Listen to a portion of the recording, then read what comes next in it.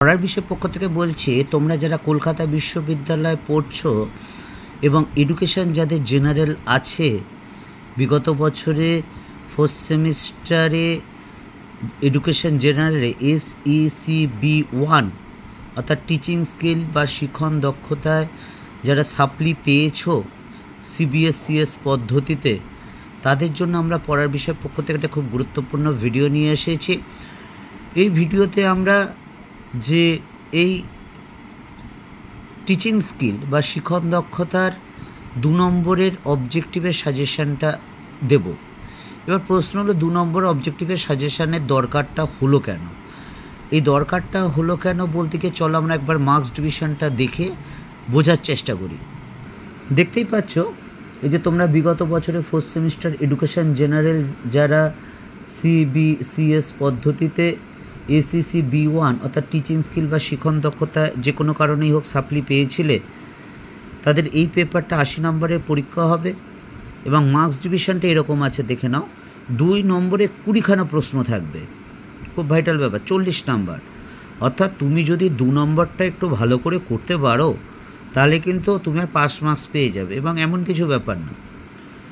কাজেই আমরা কিন্তু প্রত্যেক বছর বিগত বছরের ন্যায় বা তোমরা যে বছর সাপ্লি পেয়েছো যে কোনো কারণেই হোক, দেখবে আমাদের সাজেশানটা দেখবে পড়ার বিষয় পক্ষ থেকে, সেই সাজেশানটা কী পরিমাণে কমন এসেছে। বা এইবারও আমরা যে এই 10 বা 5 নম্বরের যে সাজেশানটা দিয়েছি, কিছুদিন আগেই আমরা দিয়েছি, 2-3 সপ্তাহ আগে, সেগুলো যদি তোমরা করে যাও অবশ্যই কমন পাবে। তো চলো কথা না বাড়িয়ে আমরা এই 2 নম্বরের যে 20টি প্রশ্ন থাকবে সেটা আমরা শুরু করি, এবং আশা করি তোমরা যদি এই 45টা কোশ্চেন দেখে যাও, এবং তবে সবচেয়ে বড় কথা বা উল্লেখযোগ্য কথা, এই যে 45টা কোশ্চেন আছে, আমরা 10 বা 5-এ যে কোশ্চেনগুলো আছে তার থেকে মিনিমাম 18-20টা এখান থেকেই আছে মিনিমাম, তোমরা একটু দেখে নিও।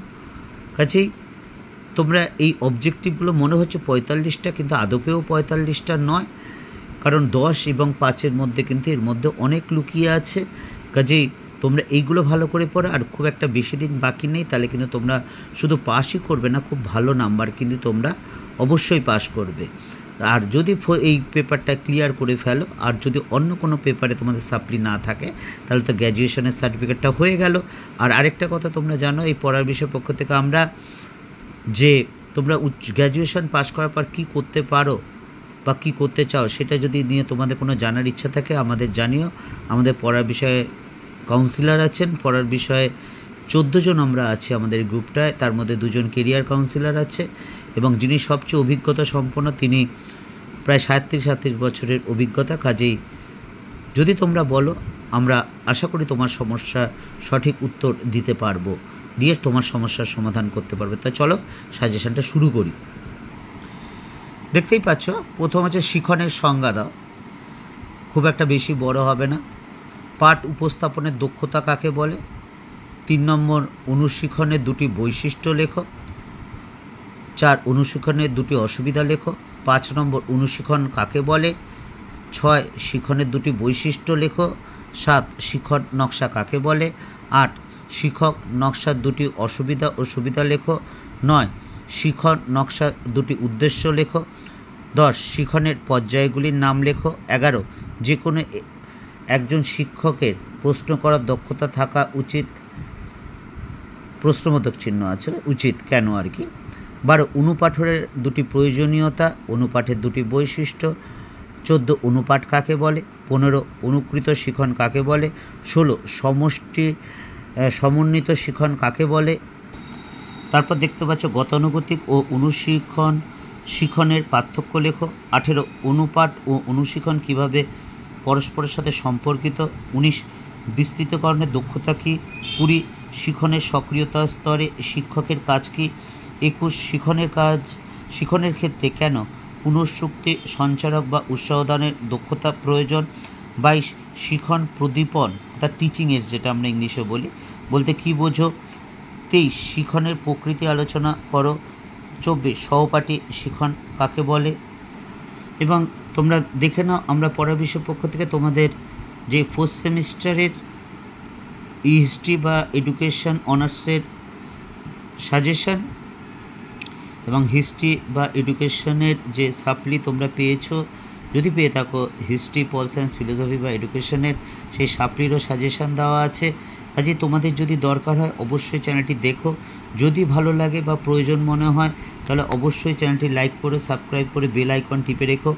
এবং একটা অনুরোধ করব তোমাদের, যে বিগত বছরে আমরা যে এই পেপারগুলোর সাজেশান দিয়েছিলাম সেই সাজেশানটা একবার দেখো, দেখে তোমরা এই সিদ্ধান্ত নিয়ে কী পরিমাণে কমন এসেছে, বা এইবারও যে নতুন পদ্ধতিতে যে পরীক্ষা হলো সেই নতুন পদ্ধতিতে অর্থাৎ সিবিএসসিএস পদ্ধতি, অর্থাৎ নতুন পদ্ধতি যে পরীক্ষা হলো সিসিএফ, তাতেও কী পরিমাণ কমন এসেছে তোমরা দেখো। বা পূর্বের যে তোমাদের সিলেবাস ছিল, যেটা তোমরা সিলেবাসে পরীক্ষা দিচ্ছ সিবিসিএস, সেগুলো কী পরিমাণে কমন এসেছে বিগত বছরের ফোর্থ সেমিস্টার বা সেকেন্ড সেমিস্টার। আমি সিবিএসসি এর কথা বলছি কিন্তু। কাজেই দেখে যদি তোমাদের প্রয়োজন হয় তাহলে অবশ্যই চ্যানেলটি লাইক করে সাবস্ক্রাইব করো বা বেল আইকন টিপে রেখো।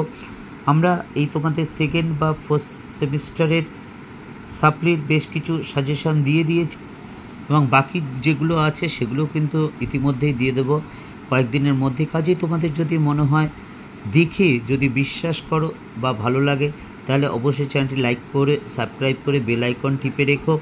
এবং তোমাদের মতামতটা আমাদের জানিও। যদি কোনো ভুল হয়ে থাকে সেটা অবশ্যই জানিও, যদি কোনো প্রয়োজন থাকে সেটাও জানিও, ভালো লাগলে বা উপকার পেলেও জানিও। আর সবচেয়ে বড় কথা, পরীক্ষার পরে কিন্তু কেমন হলো না হলো, তোমরা কমন পেলে কি পেলে না সেটা কিন্তু অবশ্যই জানিও। কারণ আমি কথা বলতে পারবো না 25টা প্রশ্ন দিয়ে বলে দিলাম এর মধ্যে 20টা মোস্ট ইম্পর্টেন্ট না, এটা অবজেক্টিভ ক্ষেত্রে বলা যায় না, খুবই বুঝতেই পারছো। কিন্তু এই 45টা যদি করে যাও, আশা করি তোমরা 20টাই হয়তো কমন পাবে, এবং 10 নম্বর বা 5 নম্বর যেগুলো দিয়েছি ওগুলো যদি পড়ে যাও, আশা করি কিন্তু তোমরা অবশ্যই পরীক্ষায় ভালো করবে। এবং কোনো কিছু নোটের যদি দরকার হয় আমাদের জানিও, পার্টিকুলার নোটটি, সেই নোটটা কিন্তু তোমাদের জন্য আমরা সরবরাহ করব, সম্পূর্ণ আমাদের চ্যানেলের মাধ্যমে, অন্য কোনো মাধ্যমে নয়, যেটা যে কেউ যখন তখন কিন্তু দেখতে পারবে। পড়া বিশ্বের পক্ষ থেকে এতটুকুই, অগ্রিম শুভেচ্ছা রইল। খুব ভালো করে পরীক্ষা দাও। একটু অবশ্যই পড়াশোনা করতে হবে, কারণ বিল গেটসের কথাটা আমরা খুব মানি। তিনি অনেক মেধাবীকে ব্যর্থ হতে দেখেছেন, কিন্তু কোনো পরিশ্রমীকে কিন্তু ব্যর্থ হতে দেখেননি। বিগত বছরে যে কোনো কারণেই হোক তুমি হয়তো ব্যর্থ হয়েছিলে, কাজে এইবার তুমি ভালো করে পড়াশোনা করো। প্রত্যেকবার ভাগ্যও খারাপ হতে পারে না, হয়তো ভাগ্যই তোমার সাথে ছিল না, পরিশ্রমী ব্যক্তিদের সাথেও ভাগ্য থাকে। কাজে পড়ার বিষয়ের পক্ষ থেকে এতটুকুই, অগ্রিম শুভেচ্ছা রইল পড়ার বিষয়ের পক্ষ থেকে।